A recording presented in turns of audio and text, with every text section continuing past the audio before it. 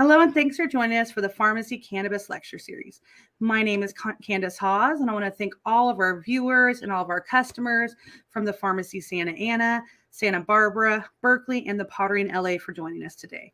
I'm really excited for today's webinar, and we're not exactly talking about cannabis as we have in past episodes. We're talking about cannabis over years, the stigma that's attached to cannabis and how that affects us. And then we're also going to talk about emotional intelligence, what that means, and how we can practice it to improve our quality of lives. Our guest speaker today is Joanne Dougan, who I'm really excited to have with us today. And I first learned about her work from some of my cannabis colleagues and the great work that she's done in their lives. Her coaching and guidance has received rave reviews, as I mentioned. She has clients all over the country, probably the world, and she's a trusted resource for many, including many cannabis professionals as well. I really enjoyed working with her, and I've learned a couple things already that I've incorporated in my own life, so that's been really helpful, and I think that you guys will enjoy it as well. So just a little bit about Joanne, and then we're going to talk about her history and stuff a little bit more, but just to kind of give you guys an idea. She grew up in New York City, which is so cool. And she started using cannabis in high school. And those high school years coincided with the hippie movement, so that was a really cool time to grow up. And she used cannabis for the first time with with a friend's older brother. And this was about 1968. And the first time she used was like Moroccan hash, which was pretty cool. She'll tell us about that. And she remembers, leaning on the window, looking outside on 82nd Street and Broadway. I can only imagine how cool that is. And after that moment, she explains that she never really looked back. And at that point, she was a daily pot smoker. She loves her joints and that she's been able to be a successful professional in her life. And that, this has always just been a part of her life. So she'll talk a little bit more about that. But she also knew that throughout her life, she always wanted to help people. And for years, she wasn't really, confident enough to apply for graduate school, but she finally did. And once she completed her program, she opened her own private practice in 1988. She was actually originally known as the PMS lady, and she had sensitive, intelligent women filing into her office in downtown Boston in private sessions, as well as working in the goals and empowerment team groups. And then now, looking 25 years later, she's realized that there were limitations to therapy, and she had developed skills that she wanted to use, but she felt were constrained by what's supposed to be therapy. So her tools and her style, if implemented, were not traditional therapy. So with that in mind, since 2015, Joanne has been helping people to become their own best therapist with plans to see strategies. The focus of her work is to teach people the skills she used as a therapist to understand what was happening for her clients, which I think is so smart because it's like you can, like they like to say, you can lead a man, you can give a man a fish, he'll eat for a day. You can lead a man to learn how to fish and he'll eat for a lifetime, So same thing. You can go to a therapist, they might solve your problem for one situation, but if you can really learn the skills, then you can actually become your best therapist. So I really, really like that. I think that's so cool. And we'll get into that a little bit later. But first, thank you, Joanne, for being with us today. Well, thank you for inviting me. As I've said to you, and I want everyone to know that Candace reached out to me on Valentine's Day. So June 1st seemed like such a long time away. And here we are. But it's been a real joy to work with you and to be connected and to get to the point where we're here today and we can do all of the things that you just talked about. So thank you for having me. Yeah, definitely. Definitely. Okay, cool. Let's start in the beginning. Let's talk about how you came to have this love and this passion for cannabis. So I'm pulling up your slides. And I love it came to me. It was, first of all, I was in what's now called middle school. I was in junior high school. I was not yet in high school. And it was with my best friend. We both had older brothers. And I just want people to understand, okay? Older brothers are oftentimes the entry point for younger sisters, okay? So both she and I had older brothers. But her older brother did turn us on to our first experience, which was Moroccan hash. I can still see it to this day. It was black and it was gooey and it came in tinfoil. And here, I'm going to run the slides. Okay. That's what we smoked it in. Okay. It was a kazoo. And I found a picture. I was like, it was blue and red. And I was like, that's for sale, by the way, on Etsy, I think for $10. Oh, funny. But, there was wax paper in the red part. And so if you unscrewed it, you take it out and then you put a screen in, just like the screens that you would buy now. In any case, that's what we used. And you just hold, one end and then just suck it through. So it works just like, a pipe, but we didn't have pipes, everything was rolled back in those days, in my memory. And I was thinking also about how all of the papers were like, there were rainbow papers and American flag papers that you didn't, you could use, bamboo was definitely there, but, basically it was all the fun colors and stuff like that. But so Katie and she got turned on to this stuff. We did it in her bathroom. It was, everybody was doing it. That was the thing. And because, as I'm sure people can appreciate from your own childhoods, whatever's normal to you, you think is happening everywhere.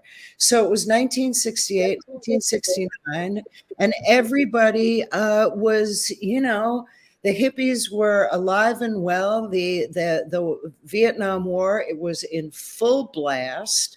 There was a lot of anti-war stuff going on in my neighborhood. Forget about the fact that it was happening in New York and all around the world. So, and my brother was of age to be drafted. So our family was very involved in what was going on in Vietnam. And my parents were very anti-war. They were very progressive politically. And so I was allowed to miss school, for instance, to go to a march or to Earth Day, and and everybody was there smoking pot. I mean, it was just a part of what the scene was. Where I hung out, and I want to go to the second picture. So this is a picture of me. This is about 2 years after I started smoking. I was thinking as I was getting this stuff together, we didn't take pictures back then. No one had cameras. Okay, so I don't have pictures, okay? But this picture, so I hung out at Bethesda Fountain in Central Park. That's where all my friends went, wherever you were on the east side or the west side, okay? Everybody after school would come and meet at Bethesda Fountain. There were things called be-ins and happenings on the weekends where there was music and dancing and drums, and it was just packed with people. We would play Frisbee. That was my big thing. I was very good at Frisbee. And you'd hang out and you smoked pot. It's what everybody did. There were concerts, in the park all the time. And because of the configuration and it being outside, you could always sit outside and listen. So we never bought tickets. They were probably really cheap anyway, but whatever.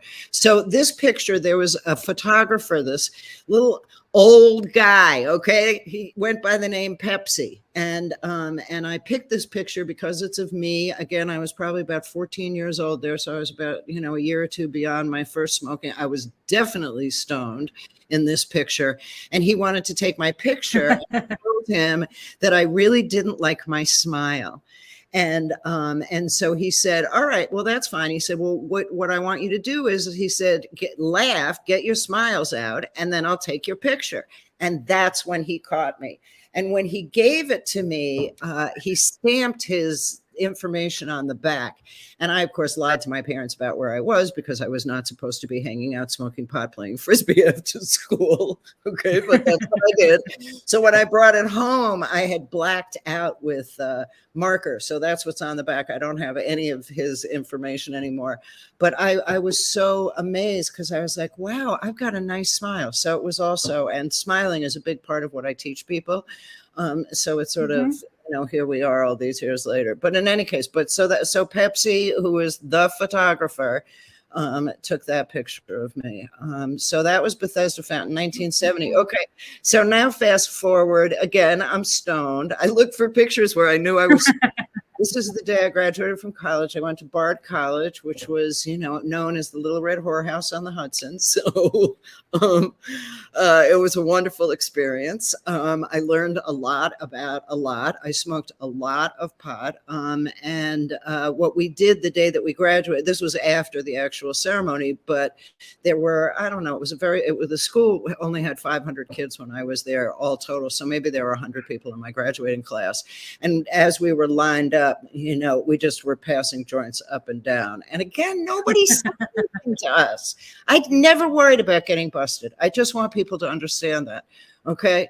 Mm-hmm. All right, now where we are, this is the only picture that I have from years ago of me smoking. I was in St. Lucia, again, November 1979, and I don't know if people can see it, but I was smoking a huge spleef, okay? And what can I say? California has but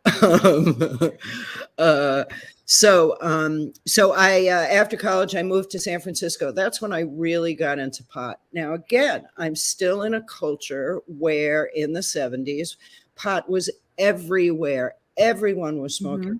That's when I really got turned on to what great pot was. And then when I went down to St. Lucia, then I found out what really, really great pot was. But that's when I really developed the ability to access phenomenal pot and smoke it all the time.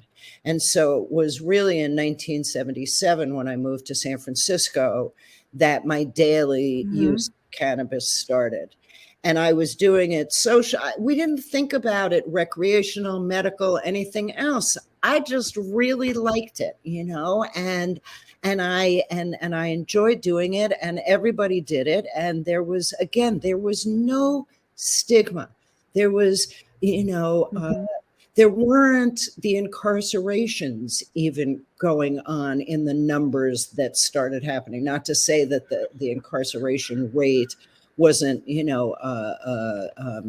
racially biased back then too, but cannabis wasn't really the issue. It took a while for that to happen. So let's see. So here I am. So that's the only picture that I have of that, but I love that picture. So I love it too. Thank you. All right. So now I'm just going to tell a little bit of history because here I am. This is the day I got married. Okay. Now, I moved to Massachusetts from San Francisco in the beginning of 1981. This was the day that I flew out of San Francisco to move to Boston, to Cambridge. Was the day that Ronald Reagan was sworn in as president, and that is when everything changed in terms of cannabis, and it changed everywhere because I was still going back maybe every 3 or 4 months to visit my friends in San Francisco. And it was different and it was much more closeted. It was much more, well, my guy, but since you're not local anymore, he'll just deal with me. I mean, it set in. And on the East Coast, thank God I made friends really easily with someone who was, in fact, I just got a text from him just now. We're talking about Jeopardy, but in any case, and he found a guy 40 years ago, and he bought pot from him and then sold it to me. And that's the only way that I got pot until 6 years ago, but I'm running ahead of myself. So I moved here in 1981, made friends with my friend, smoked with a couple of people, but basically did not talk about it. When I went out socializing, it was all about drinking and cocaine, but that's a whole other subject. That was never my thing. And alcohol was never my thing. And so what I started doing was I was the person that always, I had pot always, because again, I had my friend who had a friend. But I would roll a joint and I'd be the one that would go and take a walk down the street and find an alley, and take a few puffs by myself and then go back in hoping that I didn't smell too bad, and didn't talk about it, really didn't share it with people. Like I said, the Reagan administration, everything changed. Everything changed. Yeah. It didn't stop my pot smoking. What it did do, though, was that it made me personally question for the first time if I had a problem. And that began between 1983, maybe 84. And this picture here, the 1991, I went through a variety of therapies and, marijuana, anonymous type, situations and meetings, because I'm all about facing what, doesn't work, and what's not healthy. But it was like, I would go to these things and they would describe what theoretically I was experiencing, and other people were describing their experiences, and it wasn't my experience, even though I was smoking every day, and I just couldn't make sense of it. So I just basically just completely hid it from everybody except for my one friend, and then the man that I ended up marrying, who is here in this picture, who I'm still married to. And I really didn't talk about it. I just did it, and I felt a lot of shame around it. And I'm able to control almost everything in terms of taking care of my body, in positive ways. Mm-hmm. And if I tried to control my smoking, I was miserable. I was just miserable. I had PMS for years, extreme. That's why I was the PMS lady. And horrible cramps. Well, I knew that smoking pot made my cramps feel better. Now, what I thought for years in my head, the lingo was, well, I'm stoned, therefore I feel better. Okay. It wasn't, I never put anything together, like there was something positive happening in my body. So at my wedding, I was the only one I smoked by myself. It's really kind of sad. Okay. I smoked before when I was getting dressed. I smoked during, I kept going off by myself. So in any case, so even still at my own wedding, okay, I was still smoking by myself because I was so closeted. Let's see. All right. Now fast forward. In 2016, yes, 2016, I turned 60 years old. That was, and cannabis was legalized and began selling right around my 60th birthday. So for my 60th birthday, my husband gave me as my gift the license, which I think was like $250 back then. Now I pay $100, yeah. But it's still ridiculous, but whatever. And then a shopping spree out at the first medical cannabis store, where we had to drive out to Western Mass, which is a very short distance in California terms, but in terms of us on the East Coast, it's about 3 hours away. Okay, so he drove me out there. He sat in the car. I went in. I had $500. I bought a little bit of everything. I went nuts. I was out of my mind. So, and that began my wanting to understand what was happening in the legal market. I'd already lived through the hippie years. I lived through the years where there really wasn't much stigma, in my world at least, to the Reagan years, where as a progressive person and who was very politically involved, I was very aware of the incarceration and the negative impact of cannabis incarceration on people. I mean, it was unbelievable, and it's just been so severe. And Nixon started it also, but Reagan really ramped it into a whole other level. So I lived through that. And then I lived through, as I said, oh God, I'm a stoner. Oh my God, I'm an addict. Oh my God. Mm-hmm. And then I started smoking legal stuff in Massachusetts. And this is really where I got into what leads me to now know you even. Okay. And that is the cannabis was horrible. The legal medical cannabis that I bought and spent $500 on was terrible. It was some of the worst stuff I'd ever smoked in my life. And I'm a very curious person. And I get these passion things. And when I go at them, I'm like a little bit of a pit bull. So I decided once I started getting into understanding what really was going on, like, for instance, one of the things you think I would have done this years ago, but I didn't. I started researching, because the whole thing in the United States is there's no such thing as research. We don't know anything. Well, that's ridiculous. Okay. Israel, okay, just as an example, has been spending a fortune on doing research on cannabis, okay, for 50 some odd years. Okay. There's a guy, I can never remember his name. Raphael Meshulam. There we go. Thank you. Okay. Anybody want to know anything about research in cannabis? All you have to do is Google it. Okay. Or whatever your search engine is. Okay. And it's all there. So I started reading his research, and I started reading about cannabinoids. I started reading about terpenes. I started understanding why I had such a positive reaction to cannabis, because I understood for the first time I have an endocannabinoid system. Everybody has an endocannabinoid system, and cannabinoids are what is nutrition for the endocannabinoid system. Okay, we have lived for thousands and thousands and thousands of years. Again, they say the first crop, and that's really what, sort of moved us as humans into a whole other direction, which was agriculture. The first crop was hemp. Okay, we used it in buildings, we used it in clothing. People, it was used in every way. That meant that we were constantly absorbing everything but THC. In any case, so when the cows ate the hemp, feed, and then they're passing, the endocannabinoids through their milk and meat onto us and stuff. Yep.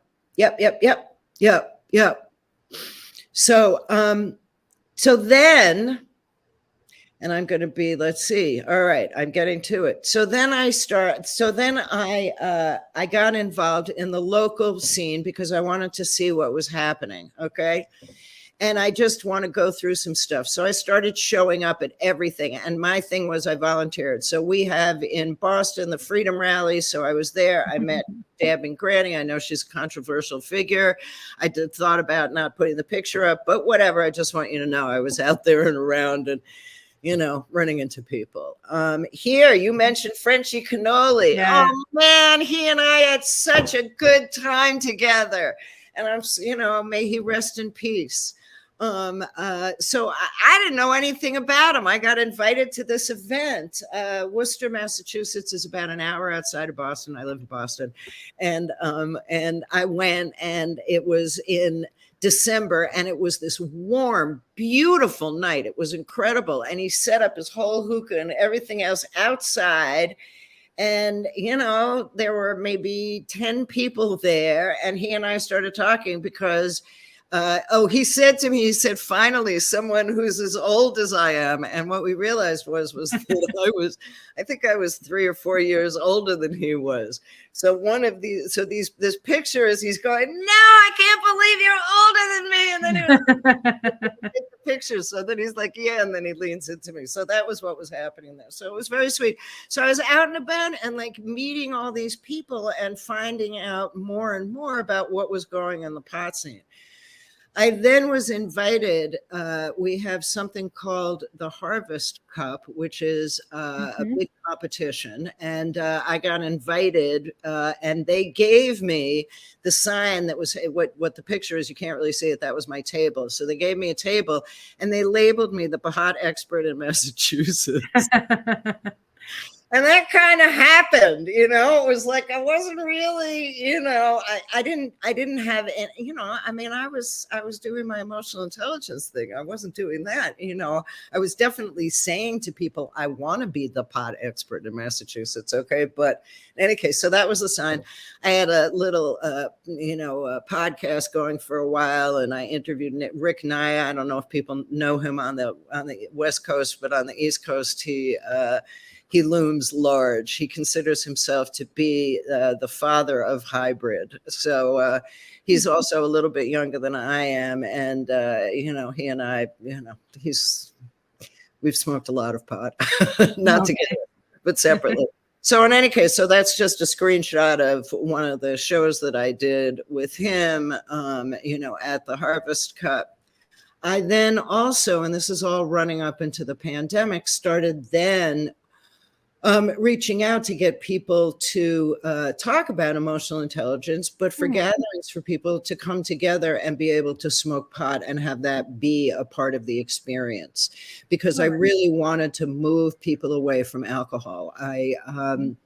No one, again, well, I don't have to say it. I'm preaching to the, to the converted already. But, the difference between people who get together and drink and people who get together and just smoke cannabis are very, very different. And so I wanted it also to be a place where it wasn't just about hanging out and, grooving, that it was really about connecting in conversation together. So I did a few of those. It was all women. It was wonderful. Okay. And in my out and about and everything else, I then ended up with the Cannabis Wedding Expo. I met Philip Wolf, if people know him. I met him. He was here on the East Coast. And I thought, 2020 was my year to travel. Okay. And again, I'm smoking pot every day, people. And so my daughter graduated from college in 2019, June of 2019. And so we were finally free and clear of, the hard work of raising a child. And so 2020 was going to be my year of travel, because travel was one of the things in the past couple of years of the end of college that didn't really happen for me. So I had all these trips booked, and one of them was to San Francisco. And so the picture in the slideshow is that was my little table. Again, I thought I'd be great helping brides and grooms navigate the insanity of the bridal zone, as I call it. And there's a picture of me and Philip at the thing, and a picture of the thing that I had, Let's Get High, emotional intelligence. And then March 16th in 2020, and the whole world shut down. So breathe in and breathe out. Yeah. And smile. What I want to offer. That is so, Yeah, let me just wind up, okay? Just one quick second, okay? And that is what I want to share about my experience smoking cannabis. And that is everyone has to make their own decision about, is it beneficial for me to be using cannabis, okay? Whether you ask yourself that every time you have the desire, whether you ask yourself that in terms of a larger life plan. What I do want to offer to you, though, is where I've gotten to is I really want to advocate for people to step away from medical versus recreational, from, oh, well, moms who drink wine, we're moms who smoke pot and we're just as good as they are. Or I do this for fun and I do this for, medicine. Okay. What I want to offer to people, it is nutrition. That's how I look at it. Okay. And just as much as what I have in here is hot water. Okay. Because that's it's cold here today. So June 1st, and I'm in a turtleneck and a big thick sweater, and I've got hot water. Having said that, I drink hot water. Okay. When it's cold outside, I drink cold water. Okay. I eat lots of salads. I like eating them in wooden bowls. Okay. I like balsamic vinegar. Okay. Nutrition. Okay. I'm an omnivore. I eat widely. Okay. I eat, whatever. Okay. So back to, for me, my cannabis use is a very important part of my nutrition. I come from a severe history of osteoporosis. I am in all of the highest categories to be at risk for osteoporosis. I just had a bone scan done last year, and my bones are at the very beginning of deterioration, which is usually what happens when a woman is 50. Okay. So, and one of the things that in my research I've been doing is I've been seeking out the cannabis strains that I read from Israeli research promotes calcium and bone strength. Now, I should have osteoporosis at 66 because I'm 66, and I don't. So that's just one, really. Now, again, I should have it. Okay. So I do believe that I've exercised well. I do believe that I have eaten well. I also absolutely believe that cannabis and the level at which I have used it has in fact strengthened my bone health. So so back to, I eat for my bone health. Okay, I smoke for my bone health. I do it for nutrition. Okay, and that's not recreational and it's not medicinal. Okay. So that's my wrap on that. So I invite people also, look at it as nutrition. How well do you eat? How well do again, are you eating healthy? Are you smoking healthy? If you are, go for it. So yeah, it's true. It's just part of like what you put into your body, into your machine to make it function the best way. And I love that you have that perspective, and that you seek out those strains that have the benefits, so they're multi-purpose, they help you with relaxation, with people use it for PMS, but then you also are feeding your body what it needs to be healthy at the same time. So I like that perspective, looking at it as nutrition. So thanks for kind of like bringing that up and, explaining why you kind of think that that's your mantra. That's awesome. Do you have any other tips for people like as a longtime cannabis consumer? Yeah, before you smoke it.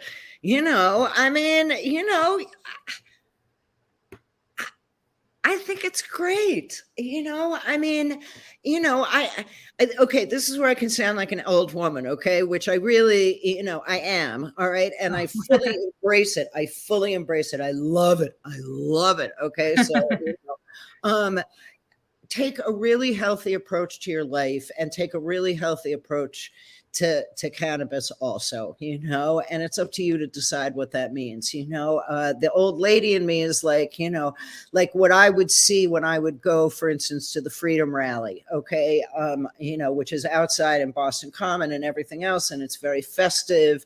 And I would see teenage boys mostly, okay, and maybe it's a gross generalization, okay, but this is just my observation, who were just so overstoned. And I don't know if it was too many edibles, although the vibe that I got was that these were kids that were vaping, and doing dabs and stuff like that.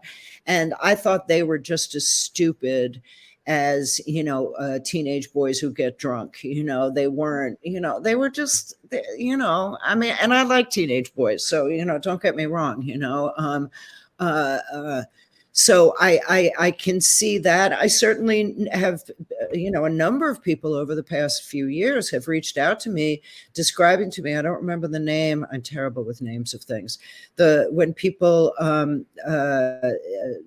they get overloaded with cannabinoids. Yeah, and cannabis hyperemesis. Thank you. So, again, don't do that to yourself. No. Yep. Okay, that's a bad, your body's saying to you, no, no matter what I say about, how much I smoke. The other thing also is that I roll personally. I hand roll joints. Okay, I'm very good at rolling joints. I use filters, little the rolling filter, so it doesn't have any kind of anything. But and they're very, very thin. Okay, I think of them as being the Virginia Slims of joints. Use regular paper. I don't use a long one. Virginia Slims were the cigarettes that came out when they wanted women to smoke, and it was you've come a long way, baby, which means you can smoke in public. So that was the same time that came out the same time that I first started smoking pot, so that was back there too. And I probably smoke 4 of those a day. So just to give people some kind of an idea of, I don't know what the quantity is, I smoke about an ounce a month is what it comes down to. So again, for me, that's a good, that's good nutrition, and for other people, you have to find your space. But I highly recommend smoking joints. But other people like pipes and stuff like that. Be careful with edibles. Yeah. Oh, and here's one more thing. Okay, edibles don't do anything to me. And when I found out, they used to. Okay, and then they stopped. What I found out is postmenopausal women can lose an enzyme. Doesn't always happen, but can lose an enzyme in their liver. That's exactly what's needed in order to process the THC. Oh, and wow. edibles. So know that, if you are heading towards menopause or in menopause or postmenopausal and you're taking edibles and you're saying, this isn't working, and that's what's going on. That's interesting. There's a lot of people that do come into dispensaries and talk and complain of that same thing. But luckily, there's a lot of other delivery methods. There's the good tinctures, there's the smoking, the vaping, baths. That kind of thing can go really, aid in the relaxation that cannabis provides to having a nice warm bath. And just, reflecting on your day and organizing your thoughts and soaking in a nice cannabis bath. What's better than that? Nothing. No. And so I was also a judge for a few years at the Harvest Cup. And one year I was so lucky because in addition to all of this, one of my other passion areas is lotions and potions and face care. So like Nice. I'm nut about that stuff. So they gave me the category, knowing that, of CBD and THC salves and bath bombs and all that kind of stuff. And I went nuts, and I connected with this woman who makes the most amazing bath bombs. She also makes, and this is what I've really found, is I love salves. Yeah. And, because I have a little bit of arthritis in my thumbs, and so all I have to do is slap them on. Or if I'm, concerned that, maybe my mind is a little bit too much and I'm not going to sleep well, I just put a little here, and a little here, and a little here. I rub my wrists together, and I am out for the night. So yeah, all kinds of delivery methods. And again, understand that we have all inherited the DNA from the very beginning of time, okay? And until about 100 and some odd years ago, we were constantly around hemp, which is fundamentally where everything that you're smoking comes from, or eating, or whatever, as we've just decided. So, yeah. So are there questions? I see Q&A and there's a red dot. What does that mean? Okay, yeah. That was William B. Hi, William B. I already checked into him. Okay, so should I continue? Or Yeah, definitely. Let's transition to the second part of what we want to talk about. As I mentioned before, I learned about you and about the Plan C Now strategies from other people in the cannabis industry that were using those. So can you tell us like a little bit about emotional intelligence and Plan C? Tell us about the program that you have, and then like how the techniques that you have can help people elevate their emotional intelligence. You bet I can. And I'm delighted. Take notes, people, because this is the best information. The other part was just, I hope you're entertained, and I hope you're inspired, and I hope, please do understand, it's only been 6 years that I have crawled out of my little underground space that I was in. And I also want you to know that this is the first time that I've ever put, like, this slideshow was made for tonight. I've never put these pictures together. I really don't post this. I never am seen smoking. Okay. Cause that's one of my big things. I don't, it's not my thing. I don't do Instagram live smoking. I don't do meetings smoke. It's not my place. I'm working. That's my place to have taken care of it before and afterwards. So I hope that what people take away from that, and understand that everything that I'm going to talk about from here on out really has been directly impacted by the California pot industry, because in my travel to San Francisco, I made so many amazing connections in that one visit. I was there for 3 days, and I must have connected with, I don't know, 30 people, and probably 10 of them I stayed in touch with, because right afterwards is when COVID happened. And so I was communicating with all of these people going, oh my God, we just did this thing. What do we do now? How do we move forward? And this was the wedding expo. So there was, these people that I had just met who were telling me, oh my God, weddings have shut down. Whoever thought weddings would shut down? I mean, it was amazing. So I then started adapting my work to what was going on. And the work is really about teaching people, okay, this is the most important thing, okay? We all have a primal brain, okay? And while I'm just going to focus on and do just focus on the amygdala just because it's the easiest, okay? Because that's really the point, and you can see where it is in the brain, okay? Everything's coming through, okay? Those are ears, those are eyes, it's right near the nose. I mean, it's like ground central in there, okay? And it is always reacting, picking up information, okay? It's what keeps you alive. Now, when COVID hit, everyone was in survival mode at a level that I'd never really experienced before. And so what I offered to people was 5-minute phone calls for 5 consecutive days for free. And I can't tell you how many people took me up on it. And so I was making 5-minute phone, 5 minutes after 5 minutes after 5 minutes. And I was helping people very, very quickly understand that all of our primal brains were lit up. We were in fight, flight, and freeze, okay? And we didn't have any map to work with this from. And so as a result, I was then able to share.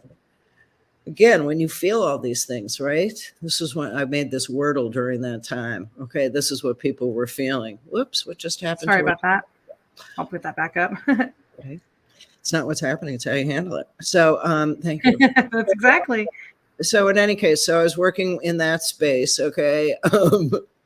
This was before COVID, but just know I can really appreciate what this feels like. I did a professional headshot the year before, and I was inspired by a Hard Day's Night. So I have hundreds of pictures that the guy took of me. The guy that I hired to take pictures of me happens to photograph rock and roll people. So he really appreciated that I didn't know that's what he did, but in any case, so we had a really good time together. Took great pictures. Love it.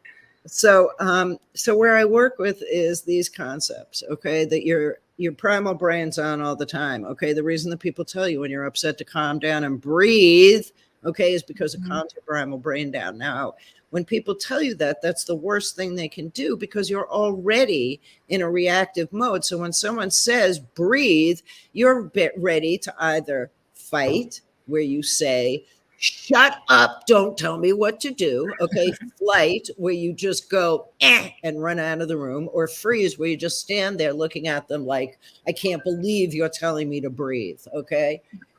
So I want you to tell yourself to breathe because your primal brain is always on. Then in my research, and this goes back years ago, it was about smiling. Now, smiling sends good chemicals through your body. So one piece of advice that I give to people is as you're breathing and calming your own primal brain down, so you're able to get out of the fight, flight, and freeze reaction, smile at the same time.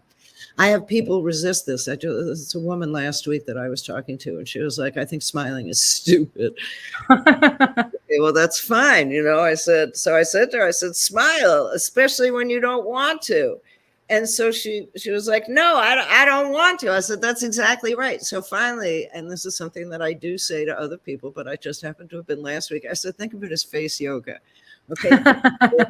As good aging, okay? You want smile lines rather than frown lines, okay? Your face really will appreciate it, okay? So you smile. Okay, now, I brought in, and again, I'm going to get into how did because you said it exactly, and that is I teach people how to be your own best therapist, okay? So this is really more how you deal with understanding yourself from the therapeutic perspective, but it's not what's happening to me, but how I handle it, okay, which is just one of those mantras that I think everybody can appreciate.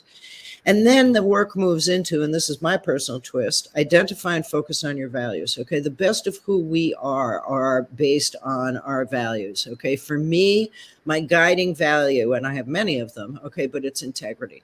And everything that I do is based on standing in my integrity.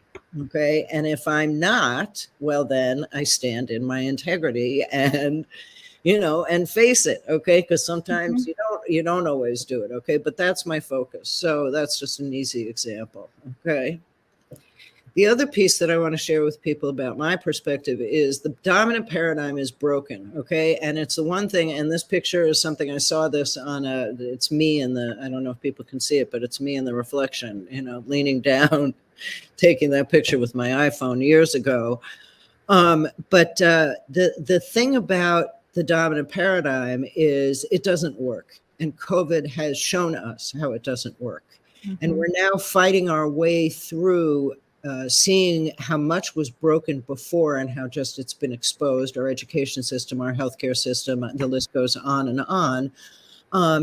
And that it's about rethinking how we're going to create now and the future. And I believe that people who are open to hearing these kinds of messages want to understand how to do it. They know, it's why I call it Plan C. Okay, Plan A is what your parents thought it was going to be. Plan B is what you reaction to what your parents told you were going to be.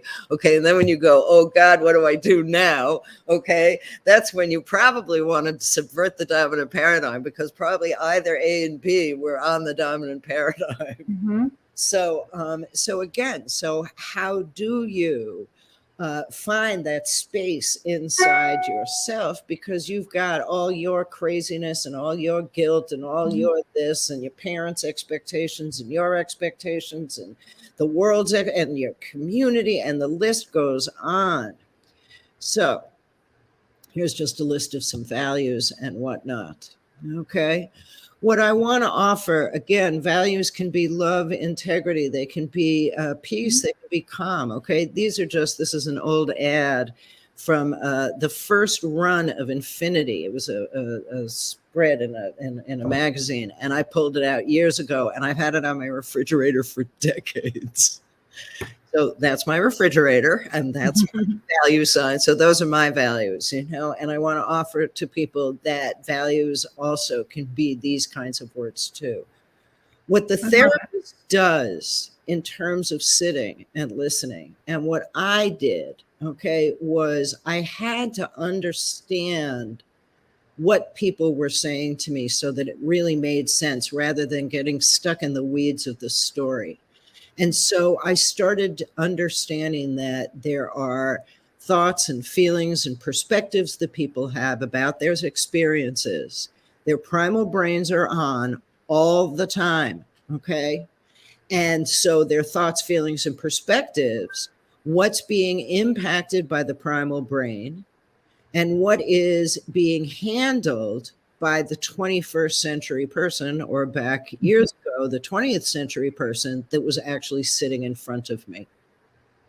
So what I would start doing was categorizing the different ways in which, so again, was this person a fight thinker, a fight feeler, a fight perspective person? Were they somebody who had lots of fight in their thoughts, okay, but their feelings were just total freeze. Mm-hmm. And then their perspectives were, again, just flight. The only way I can handle this is by getting out. That's it. Okay, that would be a perspective. Okay, so all I want to do is, scream and yell. I just keep thinking about all the things that I would say. I'm so angry. Okay. When I stand there and try and talk to him, I just feel like I just don't, the words just don't come. Okay. So again, as I'm listening to this, I'm hearing, all right, there's the fight in the think. There's the freeze in the feelings, and then the perspective is, again, whatever. So I started categorizing, all right? And since the therapist's job is to really ask open-ended questions, the most gross example of that is, so how do you feel about that? Can you tell me? Leads to my behavior than my interactions outside myself. So I'm reading, trying to do this at the same time. I don't double task. I don't multitask well. No, I'm paying some attention to this. It's coming in, but it's not really processing. So for commenting, I really do appreciate that. Um, uh, so I lost my train of thought. Help me. This happens. It does. It does. No, See, it's not what happens. It's how you handle it. and that's one of the things that Question. that's one of the things that I enjoyed most from like our conversations is understanding the difference between thoughts, feelings, and perspectives. I don't think people really put much thought to that, but it can actually help you understand more what's going on and how you react the way that you do. So that was like one big takeaway that I had, and I liked how you were just recently talking about that. Yeah. Well, again, what I've learned, through my years of practice, as well as being in therapy myself, I came from a very emotionally dysfunctional family. We looked perfect on the outside, and we were so sick on the inside. I can't even tell you. It was verbal abuse, is what I was the product. I was the product of that.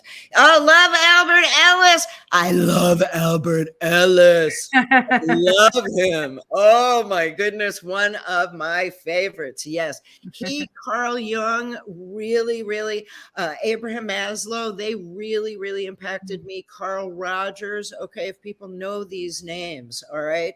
This is all stuff I studied. I wanted to be a family therapist, and that didn't work out because for a variety of reasons. But mostly, I don't take insurance. So families pretty much only go when they absolutely have to, and insurance is really a huge part of it. So that was why my practice didn't morph that way. I've worked almost exclusively with women, and then I do couples work as well. But I love family work. And so again, Carl Rogers, anybody wants to read about family systems and how families work, The Family Crucible is probably one of the most important books people can read. But yeah, in fact, right now I'm running a 6-month group for women, and the books that we're reading 2 books. What we've just started, because it just started this month, is reading Women Who Run with the Wolves, which is unbelievable. And then we're also going to pick up The Meaning of Life. Man's Search for Meaning, by Viktor Frankl, who is a man that survived the Holocaust and then went on to write about how does one handle this, living in, a complete disintegration of humanity and remain human at the same time. And isn't that part of what we're all now being faced with? So those are the books. So yeah. Thomas Harris. I don't know Thomas Harris. I'll have to look up Thomas Harris. So yeah. So what I've learned is there are only 3 things that you can control. Okay. Your thoughts, your feelings, and your perspective. You can't control what happens. You can't control, anybody else. Okay. You can control your thoughts, your feelings, your perspectives. You can understand that it's your primal brain that's on all the time, and that if you breathe in and breathe out, you'll calm it down, which will help you not be so reactive. And then if you smile, you'll send good chemicals, and you'll make better lines and good face yoga, groovy stuff. And then remind yourself again, this is Plan C3. It's not what's happening. It's how I handle it. That's why Plan C is really written as kind of a mantra. And then number 4 is I identify and define my values. Pick any one of those for this, again, maverick, dynamic, soulful, strong, wild, unwavering, and step into that. And then have all your actions. And what I want to offer to people, all of your actions means everything you think inside your head. That means your own little conversation with yourself. Okay. Everything that comes out of your mouth. Okay. And everything that you do with your body. Okay. Those are your actions. Okay. So again, breathe in, breathe out, and smile. It's not what's happening. It's how you handle it. Identify, define your values. All of your actions are expressions of your values. And if you do that and you keep on going and over and over and over, that's Plan C. Yeah. Plan C. And I have to say, it's so true. It's so true what just slowing down, breathing, it centers yourself. And then you're right. You can't help it. And if you're really aware of yourself, when you smile, you can almost feel like the change in your body as well if you're really aware of your body. And so it's actually really powerful tool. It's really cool. And I mean, smiling is such a good thing anyways. I mean, if you could walk around smiling all day, people have a better positive perspective of you, and that again like feeds your own perspective of yourself. So, you know, smiling is a great thing all the time. Yeah. So for somebody that's unfocused, unbalanced, you know, emotionally not centered, would you say like the intro to Plan C is the best place to start for them if they wanted to learn about emotional intelligence? Yes. So the intro to Plan C, that's where everybody who works with me starts. Okay. Because what I want to do is I really, again, I call myself, I function in a personal space very similar to Plan C. Bravo. Well, excellent for you, William. I needed this today, Susan. Oh, Susan, I'm so happy. So listen in, Susan. Okay, so here's the deal. Everybody starts with Plan C. The reason for that is as I try to improve upon what I didn't like about therapy. Okay, one thing I really didn't like was you had to keep going back over and over. And as the therapist, part of what you're taught is it's not up to you to end the relationship. It's up to the person who is coming to therapy to say, I think I'm done. Okay. And I can't tell you how many people were done. Okay. They were done. And I didn't know what to say. I didn't know how to handle it, you know, because I'm not supposed to say that. And, you know, I want to be a really good therapist. So I don't want to hurt anybody's feeling by saying, what do you think about stopping? You know, because, you know, your therapist is really, really important to you. So it's why I shifted for people to consider me more as a teacher. And the intro, what I do there is I want to give people enough experience so that in that time frame, they will understand and be able to do what it is that I teach. And so for people, that can be enough. And that's part of my goal is for people who just want to spend, you know, some time with me talking about their specific situation so they can ask their personal questions and they can have their stuff really addressed and they can get the shift in perspective, because that's mostly what I offer to people. And that's enough. That's where it starts. And the other thing is it starts for people to try it. Okay. And then if working more is beneficial, it's the place that you have to start anyway. So that's where everything starts. But I really want to give people a ton of information, you know, so that they experience a sense of being empowered to handle, you know, oh my God, why do I always do that? Okay. Well, when you tell me, why do you always do that? I'll tell you exactly why. Okay. You have to tell me the specifics, of course. So whether you're overwhelmed, you know, I work with a lot of people who are right now who are just, what do you do? What do you do in the middle of this? What do you do? Everything's changed. All of your expectations have changed. The predictability of life has changed. You know, co-parenting, as I share with people, is one of the hardest parts of parenting. So I work with a lot of people in that space of, you know, how do you create the kind of, you know, connected conversation that's going to get you through the parenting years, you know, because it's hard. It's people who are in a place where they're doing something and they want to do something else.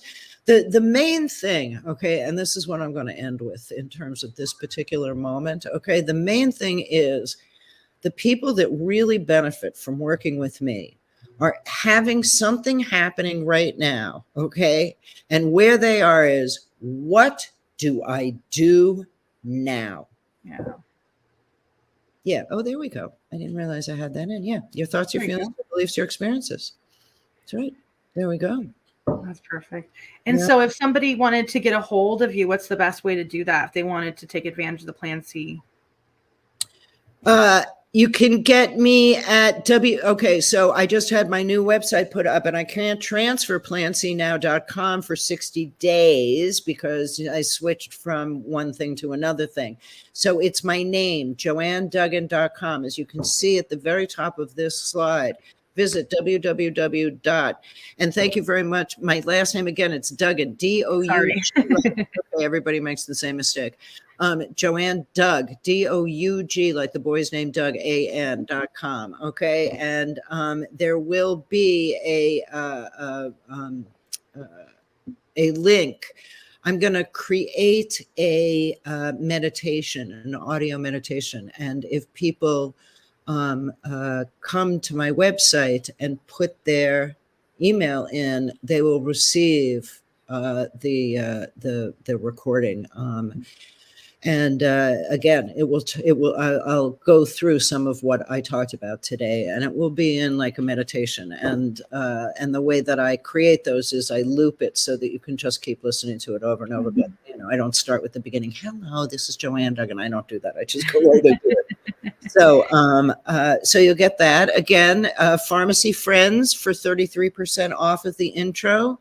Do understand also, anybody who works for me and pays me money, if you don't feel like you got what you wanted out of it, just let me know. I will give you your money back, okay? Because money is exchange. It is energy exchange. And if you do not have the experience that you received, huge value and huge exchange for whatever money you pay me, just let me know. I will give it back to you, okay? I don't want to keep it. I don't want anyone to ever feel ripped off because I know what that feels like, and it's horrible.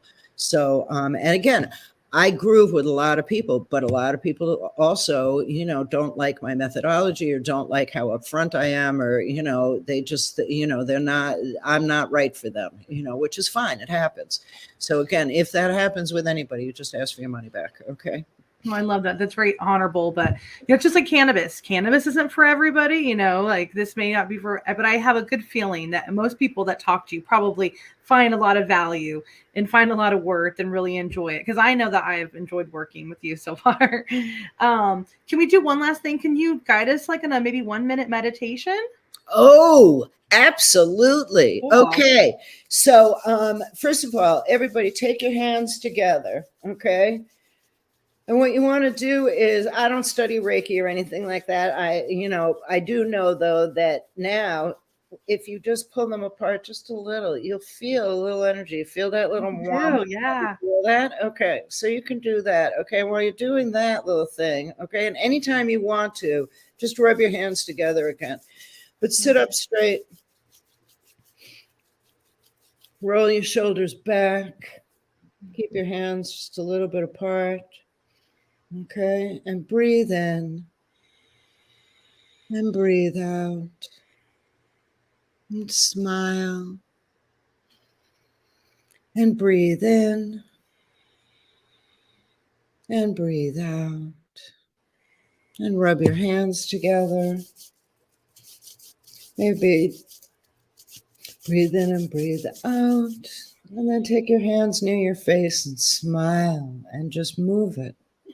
See if you can feel that. Again, I hear it as a wah wah. Breathe in and breathe out.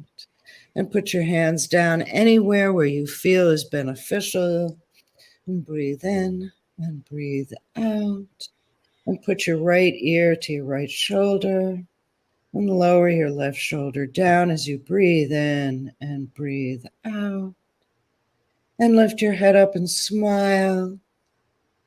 And drop your left ear down towards your left shoulder and breathe in.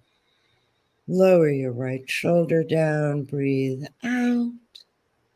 Lift your head up and smile. Lift your nose up just a little bit as if the sun is right up there, okay? And you're just looking up to the sun and feel the sun. See if you can't imagine that brightness even through your eyelids, and breathe in and breathe out and smile and look forward. Straighten your spine, roll your shoulders one more time. Take a deep breath in and let out a sigh. And one more breath in and let out a sigh. One more time, breathe in and let out a sigh. And now do just a mental check of your body. How do you feel? Feels nice and calm. Like it's a noticeable difference. I love it. I'm so happy. I'm so happy. Yeah, this has been so great. Thank you so much for sharing, your history with cannabis, really kind of explaining like the big shift in stigma, how like it wasn't there for so long, and it was really the change of, political candidates that came into power, and like their priorities and the war on drug, and how everything changed, and how now we're kind of starting to come out of that shift. And the stigma is lessening, and we can feel more free, and like we can be ourselves, and we don't have to worry about criminality so much, so that's less of a pressure on our life. So I love that perspective, and just, teaching people about emotional intelligence and these techniques and these skills. I feel like we covered so much stuff, and I feel like everybody's that's watched has learned a lot today. Well, I hope so. And again, thank you so much for the opportunity. Oh, baby. Okay, you win, everybody. You just need to know we were talking about kids coming in. Yes. And I said that one of my cats was going to show up. You won. You had a kid. My cat didn't. I did. I won. You won. Well, again, thank you so much for the opportunity. Please, people, reach out to me. I am here to help you in any way I can. And if I can't help you, I'll do my best to try and help you find somebody who can help you, because again, my tools, my skills, my abilities are not for everybody, but I am here in order to help anybody that wants to help themselves. Okay, and anything that I can do to help you along and to empower you, that's what I'm all about. So, aging hippie here. Well, thank you so much for being our guest speaker. Again, I really appreciate it. Thank you all to our audience for being with us here today, and learning about emotional intelligence. I hope that we were able to share some information that will help you guys become better informed cannabis consumers, and that the information we shared will help you find relief. With that, everybody have a wonderful day. Be well, stay healthy, and we'll see you for another edition of the Pharmacy Cannabis Lecture Series. Goodbye, everybody. Breathe in, breathe out, and smile. Yes.